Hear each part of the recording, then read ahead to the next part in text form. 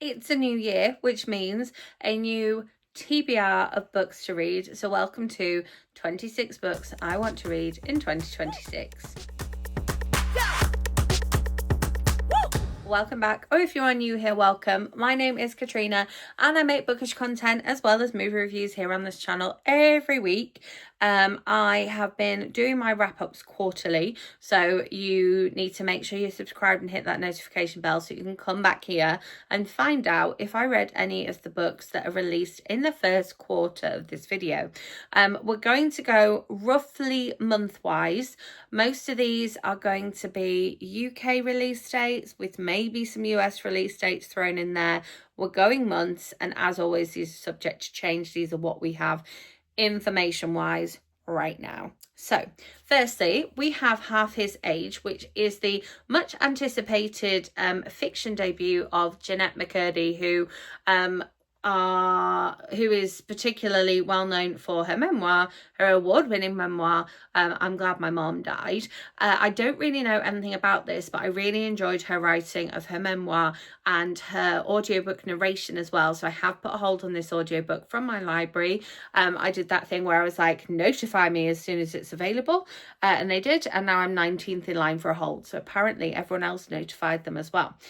Speaking of which, I did the exact same thing with this, and as I'm filming this video, this book has just been released. So this is The Fundamentals of Being a Good Girl by Julie Murphy and Siera Simone. Love this cover, although the tights make me feel like a little bit claustrophobic. I'm not a tights person at all. Julie Murphy and Siera Simone did the Christmas notch, like erotic Christmas romance fiction. Oh, it was an amazing series. I really enjoyed it. There was 3 books and 2 novellas as part of the series, so you got a chance to catch up on those. Again, I know nothing about this book, but I know it's going to be fabulous and spicy, and I'm really looking forward to reading it. And it is downloaded on my audiobook player on my phone right now, so I'm going to get to that very soon. Then also in January, we have the new book from Alexandra Potter, which I absolutely loved her Confessions of a 40-something fuck-up book, and then it was turned into a series on Disney Plus. So I did make a book versus TV series video about that, but I also really enjoyed the book, so I think I might have made a standalone review of it. I love the book. So this one's called So I Met This, and then crossed out is gorgeous man, total fraudster, absolute dickhead, guy ... So struggling with the words there. Again, I have no idea what this book is about. Alexandra Potter is an auto-read author for me and has been for many years. I've read everything she's ever written, despite the fact that she had a long break between the last book series and Confessions of 40-something. But obviously it was amazing, and so I'm really excited to read this one. I know one of my friends is reading it just now because they got approved on NetGalley for it. I requested it but have not heard anything, so I'm assuming I'm not approved. But they're loving it, and so I'm really excited to read this one, and it's not much longer to wait, I don't think, which is very exciting. Then I had no idea that this one was coming, but according to my sources, it is coming in January, and I think it might be a short story, but I definitely want to read it because it says Amazon Original Stories at the top. But this is Christina Lauren, Accidentally Yours. I'm getting all my words mixed up today. And again, Christina Lauren, sort of auto-buy author for me. So I just love the love hearts on it. Very Valentine's Day, very cute. And I like the fact that we've got like the video thing on there as well as the microphone and the audio thing. Is this going to be like podcasts? Is it going to be voice notes? Is it going to be FaceTiming? I don't know. It's very exciting though. A bit of adult romance there too.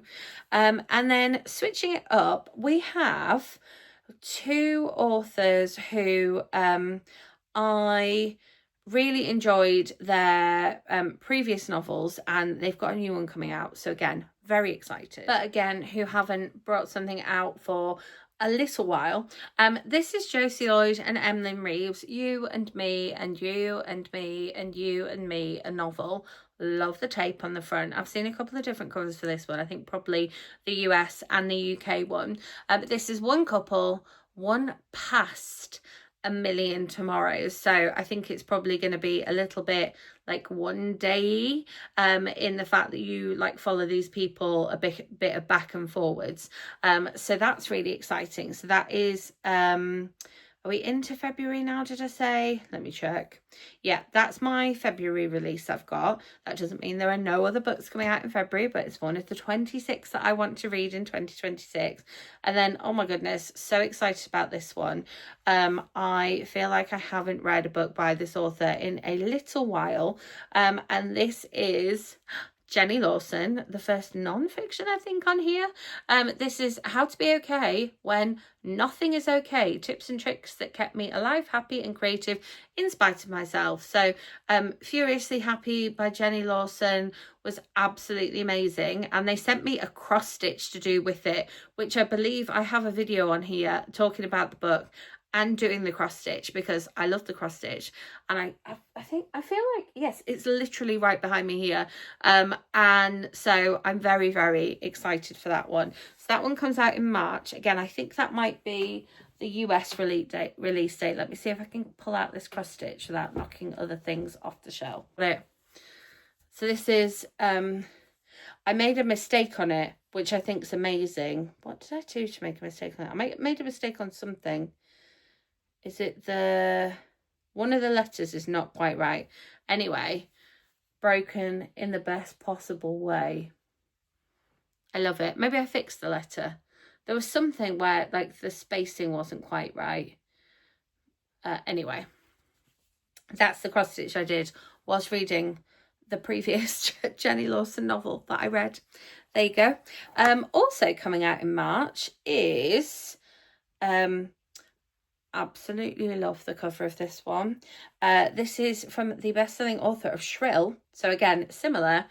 This is adult braces, driving myself sane. So I think it's going to be a bit road trip themed, but totally taken with the cover. And because I absolutely loved Shrill, and I've read a couple of other things by Lindy West as well, absolutely love that. So March is quite a big month on my list, because we also have and I do have a copy of this one to read. We have The Lottery Winner Widows Club.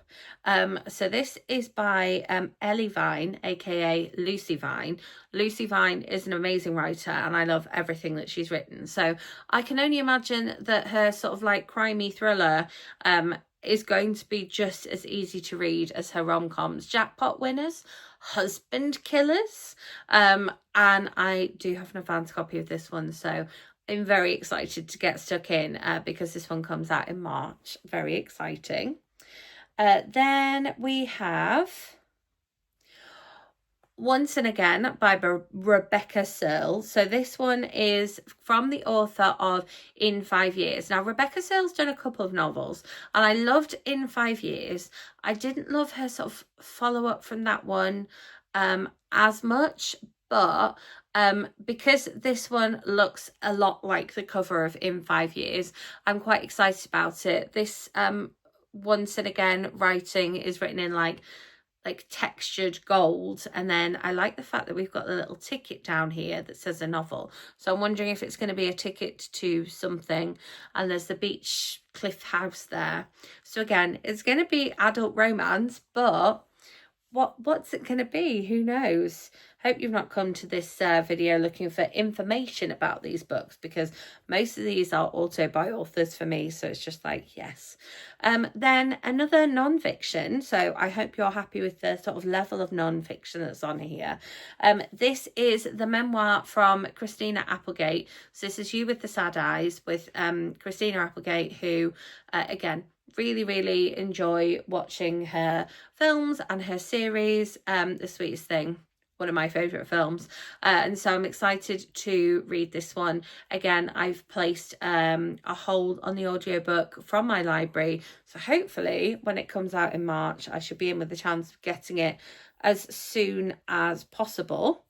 Then from Izzy Broom, we have The House of Hidden Letters, and sort of predictably for Isabel Broom, we have The Fresh Start Has a Secret History. We have this travel theme going on here. Isabel Broom writes amazing, like, escapist novels. She takes you all over the place. So if you are looking to get away, definitely pick up one of her novels. But just the cover of this one, you can see that we're going to be traveling to the Mediterranean. However, there's going to be a secret waiting there for us. So I'm intrigued. A bit of adult rom-com there. Then we have a cover, which I don't have the cover for. We just have this one. It is Walking on Sunshine by Heidi Swain. It is her summer novel. Heidi puts out 2 novels a year, fantastically.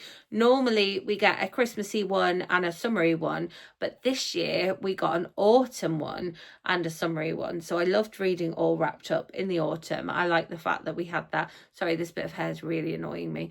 We had that like different theme going on rather than Christmas, but I mean, I'm kind of hoping that we go back to a Christmas one this year. But Walking on Sunshine, again, it's by Catriona and the Waves. So obviously, love the title. But I will buy a Heidi Swain rom-com and read it every single time she puts one out. Sort of similar to the next author as well here. No surprises in this author coming up.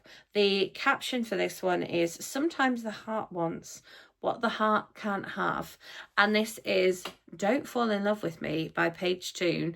And again, love Paige Toon. I have an author event vlog from her previous novel that she wrote, and I absolutely loved, and so you can watch that one there because I can talk a little bit about the book there. But this one is a new one for us coming out in April, but also at the author event with Paige Toon we also had another author who again has a book coming out at the same time. Will they do another event together? I don't know. Potentially. This is The Name Game by Beth O'Leary. Who's playing who? Love the lighthouse in the background. She sort of alluded to this one at the book event, and I was like, I'm intrigued. But again, I've bought every one of her books and read them, and so this one will be no different. I will buy it and I will read it. So 3 really predictable, like, yeah, Catriona will be picking this one up books there because they're some of my favourite authors that write some of my favourite rom-coms, and I just adore them. And then we sort of have a 6 altogether here. So these are the 2026 quick reads books. So very quickly, we have Cell 1 by Leigh Adenal. The Wages of Sin is Death, a high-profile kidnapping, a countdown to a live execution. The race is on to find the victim before the clock hits 0. Then we have Hunger Pains by Derek Owusu. Ray is a fitness enthusiast looking for the perfect shape, but as his discipline develops, his obsession with his weight begins to take its toll. Then we have Sweet Charity by Rosie Goodwin. Charity has always lived a charmed life beneath the open sky. So I think this might be historical fiction. Can she choose between family and love? And then I think this is I think that this is a abridged version of a longer novel. Then we have The Girl in the Picture by Rachel Hoare. So this one, when journalist Amy Collins returns to Norfolk, a magazine assignment leads to her to Farthington House. As she steps through the gates into the garden, memories of childhood visits resurface, but nothing prepares her for what she finds, a portrait of a young woman who looks very similar to Amy herself, so a bit picture of Dorian Gray. Then I'm not playing favourites, but I am very excited that Carmel Harrington has one here. So this is The Last Bench. So I don't know if you remember, but Carmel Harrington had the Park Bench Test novel. So I don't know if this is linked to that. I'm going to delve a bit deeper and find out, because if it is, I will be rereading, because I think I read it, The Park Bench Test. Journalist Vega Pierce arrives in the home of Anne and John Davis to interview them for a piece that she is writing about the local drug crisis. Showing Vega around the beautiful blossom tree maze in their garden, Anne and John tell her about the daughter the daughter they lost who inspired it. As they approach the last bench in the maze, Vega's sympathy with the couple's story grows, but she starts to expect there's something they're not telling her. And then we have The Woman Next Door by Louise Jensen, which looks right up my street as well. 2 neighbours, 2 secrets, 1 chance of survival. Sounds amazing. So those are the 6 quick reads. So again, as I have done in all the years past, I will pre-order those, read them, and do you a reading vlog. I will leave last year's reading vlog linked up above. And then, very excited because I did get approved for a copy of this one on NetGalley. This one is The One Day You Were My Husband by Rosie Walsh. Now, this is just one of the covers, but I picked the one that I preferred. So this one is I think it's set Portugal, I want to say that it's set in, but it just sounds so intriguing. But Rosie Walsh, again, complete auto-buy author for me. A new Rosie Walsh is a good year for sure.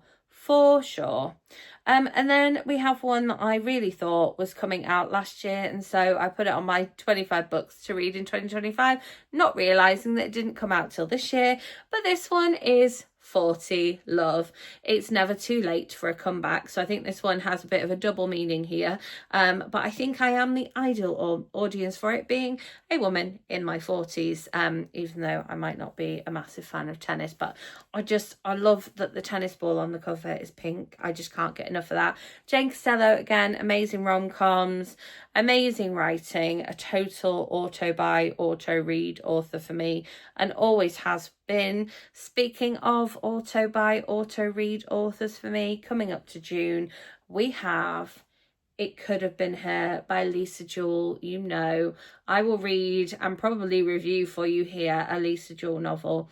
I know nothing about this one. I never read the blurb of a Lisa Jewell novel anymore because I don't want to make any assumptions about any of the characters.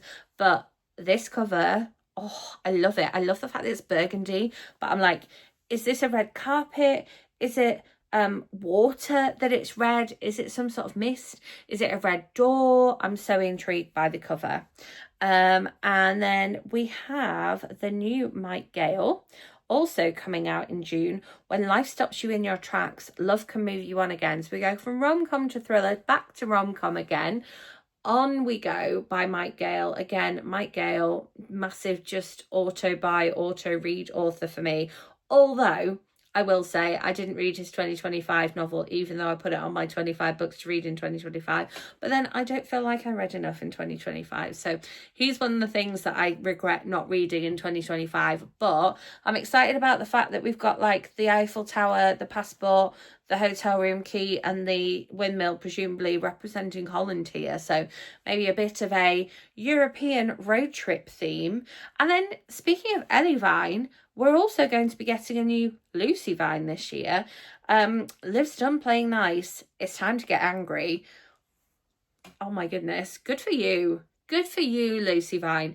Lucy Vine makes me laugh out loud so much, and her characters always have real personalities and real relationships and real eating and real friendships. They're proper people, and I really appreciate that about a Lucy Vine novel. I have a standalone Lucy Vine review on this channel, so I will leave that linked up above. But I love it. And then speaking of real friendships and real people, we have a bit of a sort of curveball coming up, because we've gone very much adult rom-com, adult thriller, adult non-fiction, but here we have YA graphic novel. Heartstopper Volume 6 is coming out, so you know I will be rereading volumes 1 to 5. Maybe I'll vlog the process for you. Let me know in comments if you would like me to vlog that process. I will be more than happy to. I'm thinking of seeing who has the if anyone's doing a Spreaders version of this one as to where I pre-order my copy from. But I'm very excited about reading that one. I'm very much looking forward to it. So there you have it, 26 books I would like to read in 2026. Let me know yours in comments, please do. And as I said in my previous video, let me know if you would prefer wrap-ups as quarterly or going back to monthly wrap-ups, which might mean that there's basically nothing for me to tell you in a month in case I don't read anything in the month of, say, February or May. May's quite a hard month for a Year 6 teacher to be reading books anyway. But there we go.